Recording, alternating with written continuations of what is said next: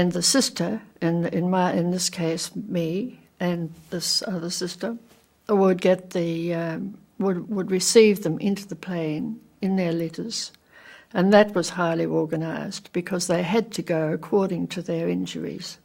In fact, the fractures were on the upper litter, so the fractured limb would be out of the way, and they came right down, 4 litters either side, so that's 8, plus walkers and psychos and so on.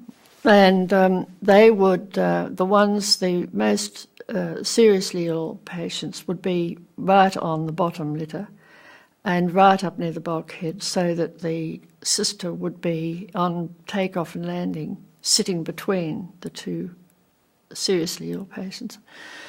And then once we took off, we then started to, on each pannier, which was the litter, was a little message about each patient, so we knew exactly what was wrong with them and what they needed on the journey, which was 3.5 hours. And if it was calm, it was wonderful, and if it wasn't calm, it wasn't so wonderful, particularly when we had to hop over the mountains. And of course, we didn't have,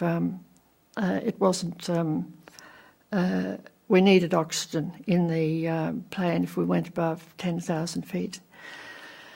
And quite often we gave oxygen during the trip.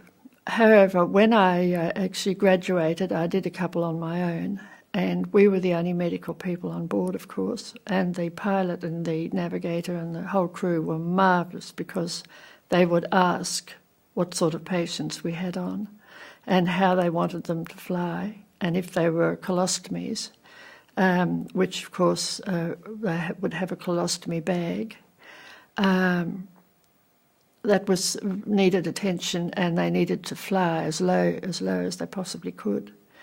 If they had to go up really high, we had to have oxygen cylinders ready or I did, because I was the only one there at this particular flight.